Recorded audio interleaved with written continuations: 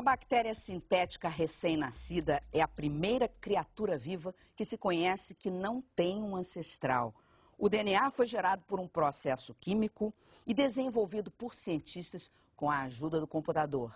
Veja agora na reportagem de Luiz Fernando Silva Pinto. O homem que criou a primeira célula sintética da história teve notas tão ruins quando era adolescente que quase não conseguiu completar o segundo grau. Ele se apaixonou por ciência no lugar mais inesperado possível, um hospital de campo de batalha, enquanto servia como recruta na Guerra do Vietnã.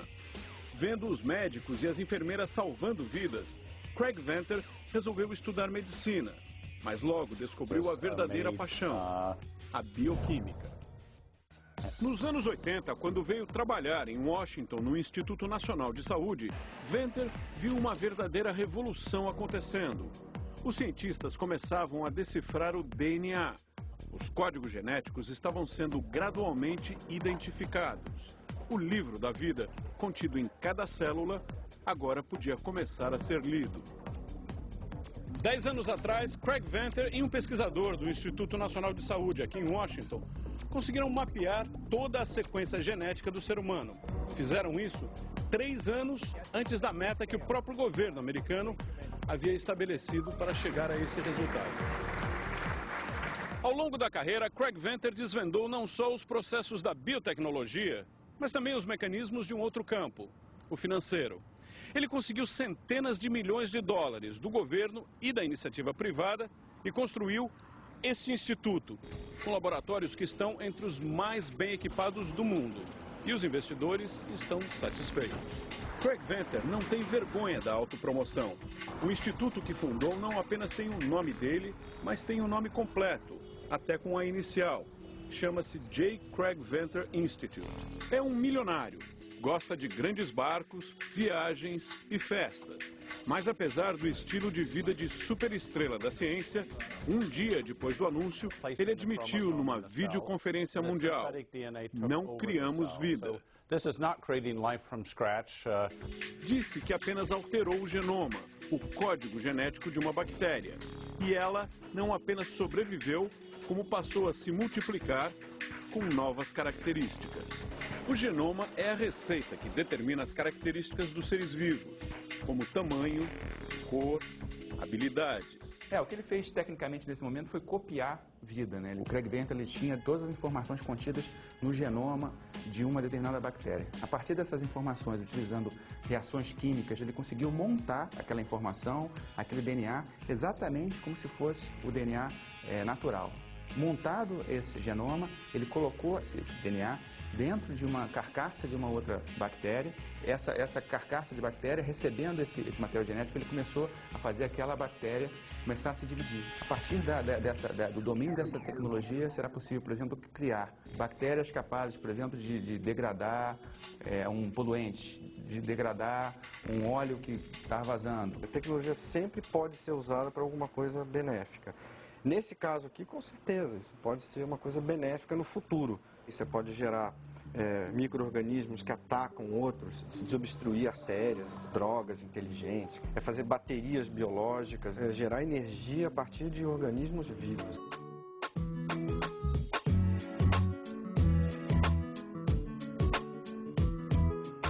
Bem, agora nós vamos discutir essa descoberta com 2 professores que estão aqui no estúdio, que são o biólogo Stevens Hain e o bioquímico Franklin Rumjanek. Os 2 são da UFRJ.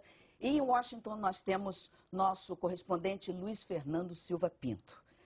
Professores, nós sabemos que o DNA sintético já existe há vários anos, né? Mais ou menos uns 15 anos.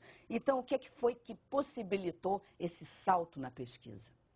Bom, eu acho que a biotecnologia avançou tremendamente nesses últimos anos, né? O conhecimento que nós conseguimos com técnicas diferentes, né? E equipamentos, né? Isso tornou possível a manipulação do DNA de forma cada vez mais fácil, né? Então, o que se observa hoje com essa publicação do Venter, né? Na realidade é uma questão de escala. Nós temos, então, uma dificuldade talvez um pouco maior e ele conseguiu superar uma série de detalhes técnicos, né? E com isso ele, então, teve sucesso nesse transplante do cromossomo de uma bactéria para outra. Mas é uma questão de avanço, obviamente que o grupo dele tem valor no sentido de permitir que outros laboratórios agora possam utilizar do mesmo tipo de estratégia, né, que ele propôs, e eu tenho certeza que os benefícios serão bastantes. Agora, trata-se ou não de vida artificial?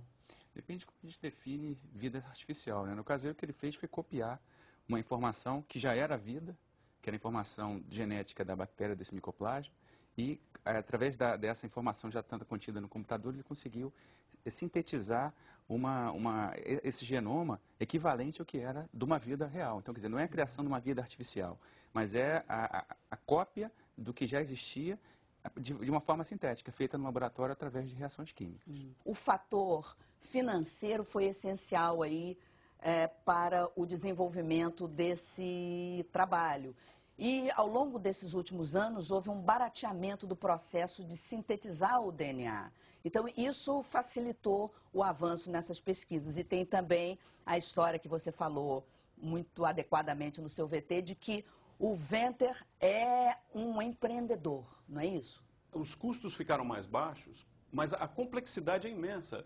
Nós estamos falando aqui de uma bactéria extremamente simples, ou seja, tirou-se o código de DNA de uma bactéria, colocou-se numa outra bactéria, acrescentando funções e diminuindo funções.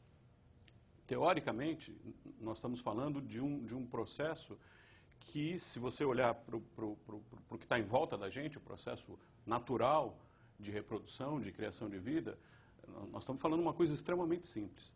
Para a gente, em termos de ciência, é uma coisa ainda extremamente complicada. Porém, mesmo a esse nível, e eu acrescentaria apenas que talvez a discussão sobre a criação de vida ou não seja a discussão nesse momento, porque a porta que se abriu foi o seguinte: se você consegue acrescentar funções ou eliminar funções de um organismo e fazer esse organismo, portanto, desempenhar ações que ou não existem na natureza ou que você quer que sejam melhoradas, isso é um grande passo.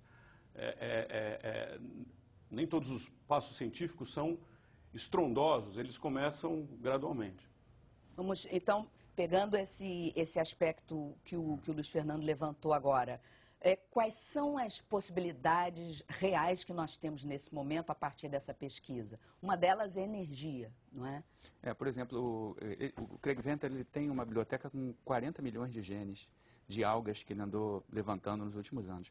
Como foi dito agora, é possível você tentar identificar quais são os genes que, por exemplo, conseguem produzir um tipo de biocombustível e inserir isso numa outra alga, digamos assim, domesticada. Então, ele poderia ter uma fazenda com algas contendo um gene ou vários genes que vão poder produzir aquele material de interesse para determinada empresa, para determinada instituição. Agora, o Venter terá os direitos de propriedade sobre essa pesquisa, sobre esse trabalho ou não, ou ele virá a ser uma fonte pública? Essa questão de patentes, eu acho que é importante também ressaltar que a gente patenteia processos, né? Quer dizer, então, se ele inventar um determinado processo que possa ser utilizado em escala industrial ou não, então certamente isso é passível de direitos, né? Agora, ele não pode patentear sequências de DNA, isso já foi bastante discutido, né, quando houve esse tipo de iniciativa nos Estados Unidos há algum tempo, né? Quando eles organizaram esse genoma, são mais ou menos 1 milhão de letras, né, nesse genoma, eles codificaram o nome deles e codificaram até uma frase de James Joyce, que é uma frase bonita até, que é viver, errar, falhar, triunfar e recriar vida a partir da vida. Então isso está nessa específica célula sintética da qual a gente está falando tanto, no código dessa célula, isso existe, isso está colocado no código. Quer dizer, em termos de patente, em termos de autoria, existe não só o processo, mas cada vez que se cria, ou cada vez que se criará a partir de agora, um organismo